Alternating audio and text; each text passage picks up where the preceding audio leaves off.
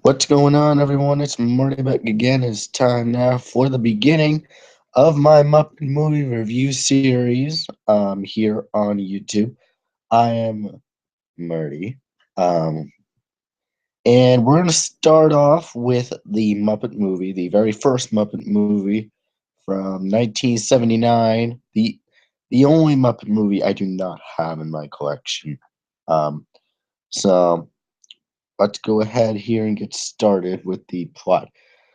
The Muppets have gathered in a theater to screen their new biographical film, The Muppet Movie.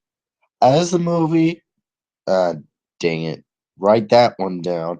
As the film within a film opens after the opening credits, Kermit the Frog enjoys a relaxing afternoon in a Florida swamp, strumming his banjo and singing Rainbow Connection, the greatest Muppet song of all time. When he is approached by Bernie, played by Dom DeLuise, a Hollywood agent who encourages Kermit to pursue a career in show business. Inspired by the idea of making millions of people happy, Kermit sets off on a cross country trip to Los Angeles, but is soon pursued by entrepreneur Doc Hopper, played by Charles Durning, and his shy assistant Max, played by Austin Pendleton, in an attempt to convince Kermit to be the new spokesman of a struggling French fried frog legs franchise to Kermit's horror. As Kermit continues to refuse Doc's offers, Hopper resorts to increasingly vicious means of persuasion. Meeting Fozzie Bear, who works as a hapless comedian in a sleazy bar, Kermit invites Kermit invites Fozzie to accompany him. The two set out in a 1951 Studebaker loaned to Fozzie by his hibernating uncle.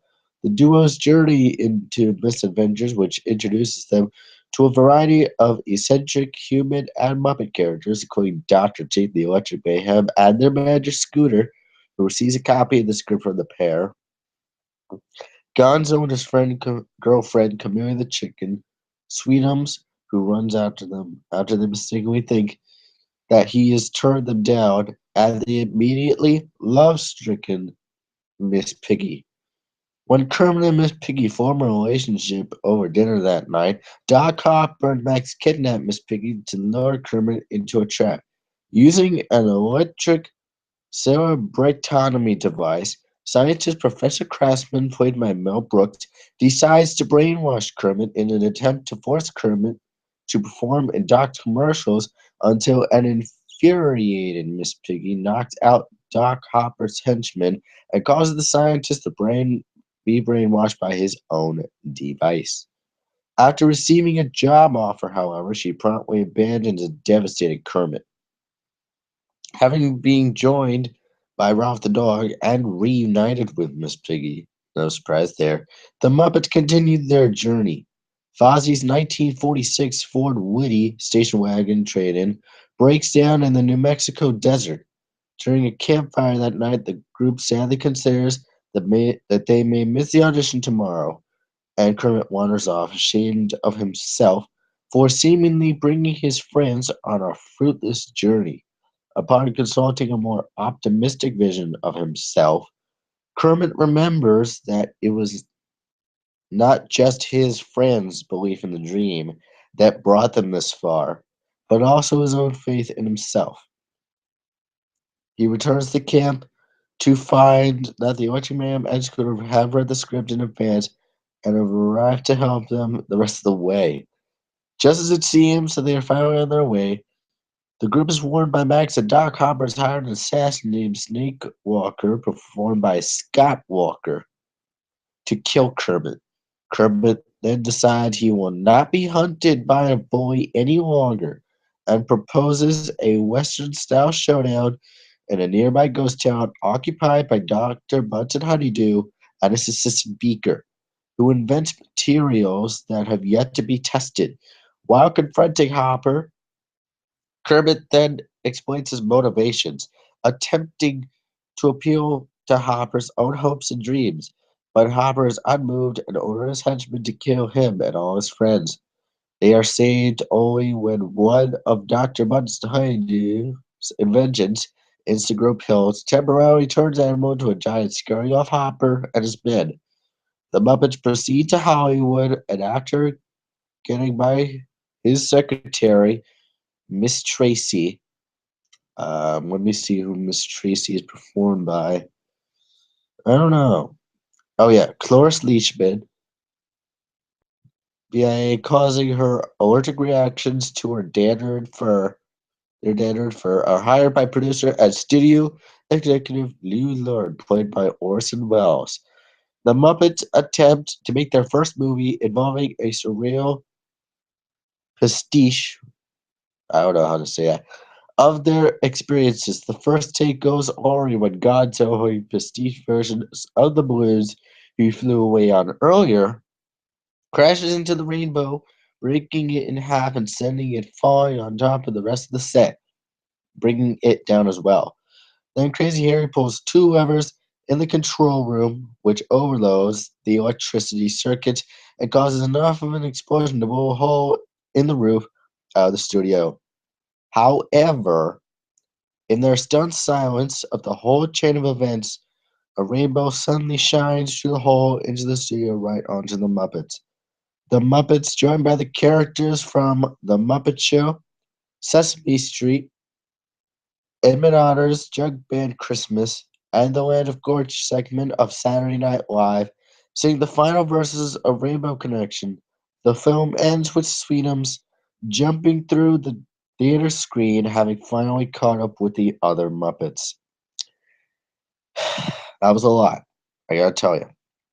And I do apologize if the thing was laggy. Stupid thing. Hold on, let me check some real quick. Here's me thumb. Hi. There. Whatever. I'm gonna do a new webcam here. Or maybe it's just me. I don't know. Anywho, um, this movie was absolutely amazing. Um, Rainbow Connection, easily known as the greatest Muppet song of all time. And it's also my personal favorite. My personal favorite song by the Muppets. This was actually a top 25 hit. No, this was a top 40 hit in November of '79. Um, oh, I forgot to mention one other thing.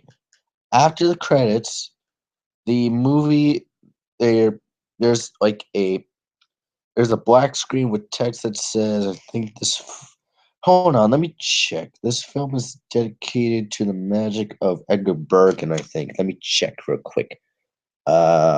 Let me see. Muppet production dedications. I am using this on my Wii U gamepad right now. Production dedication. There we go. Production dedications. If it is mirrored, well, it probably won't be on with you, but probably will on me. Um, Let me find it. Here it is. This film is dedicated to the memory and magic of Edgar Bergen, as Edgar Bergen passed away during filming in September of 1978. Um, Filming ended around December of 1978. And there was a script that said like a year before in June of '78. I think the script dates to June 12th, 1978. And yeah, I really love the storyline behind this. Think of it as, well, of course, I said earlier it's a film within a film, but yeah, the storyline is just amazing, and it teaches like young kids a lot of Okay, here it is. Let me zoom in here. Get this. No,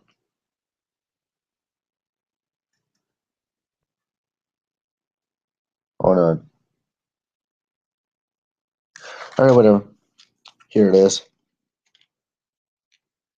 This film is dedicated to the memory and magic of Edgar Bergen.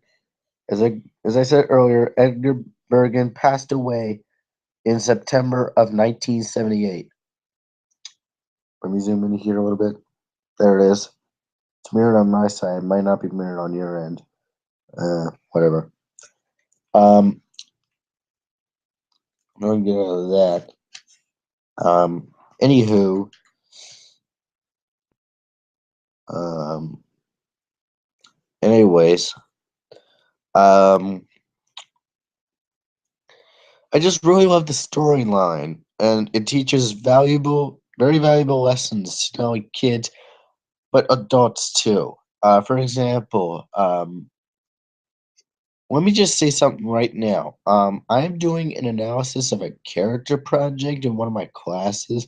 Originally, I was supposed to do Sherlock Holmes, but then I'm thinking to myself, well, I know. Let me tell you, I know very little about Sherlock Holmes, and yeah. Let me go and message someone real quick. Um. Anyway, I just lost my thought there. Oh yeah. Originally I was supposed to do Sherlock Holmes, but I'm like, you know what? I know more about Kermit than I do Sherlock Holmes. So I PN'd my teacher, and so I wanted to do Kermit the Frog. She accepted. I'm like, yes, this is gonna be perfect because I know more about Kermit than I do about Sherlock Holmes.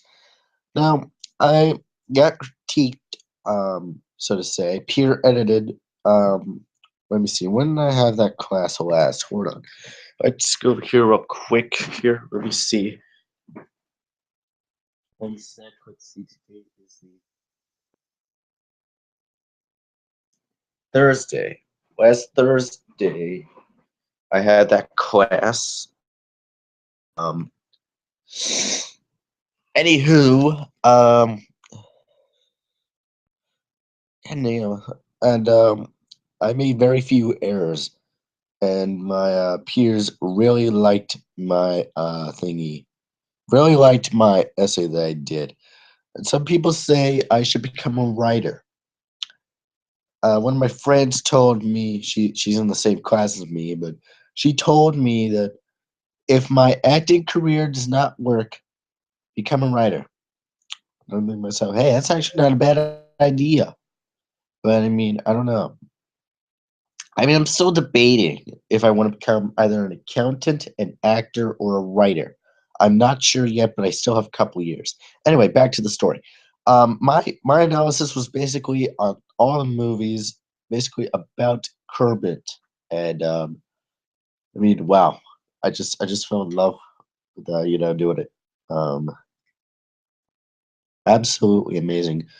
Back to the movie though. I honestly don't have any problems with this movie. Unlike one movie that I'll talk about later on in the series, which I think let me see, which will be the sixth movie in the series later on. Um, anyway, I just love the storyline. What was the valuable lessons? Oh yeah, um, this movie basically has a huge impact on bullying. Huge impact, like on peer pressure and bullying. Don't trust bullies. That's exactly what Kermit did. Kermit is a brave frog for doing this and making his dreams come true. Now that is a true frog. He is a true frog, let me tell you. Bringing his friends along with the same dream, being confronted by a bully, ignoring the offers, beating him in a final battle, that is what it is all about. Another valuable lesson that I personally learned was okay, there's a rainbow, and basically just follow it, and basically you'll just find your dreams at the end of the rainbow. Is basically what this movie is saying. Now for my rating, um, wow. Actually, I'm gonna give this a 10 out of 10. This is an absolutely incredible movie. I'm not just saying this just because I'm a Muppets fan. I mean, very valuable lessons, amazing soundtrack, which is what I forgot to mention. Soundtrack is just absolutely incredible. Never Before, Never Again. Formed by Miss Piggy. The instrumental of that is absolutely beautiful. With the dinner scene, Move Right Along is a great song. The finale is absolutely stellar, especially with the final part of the ending, especially with all the Muppets at the time.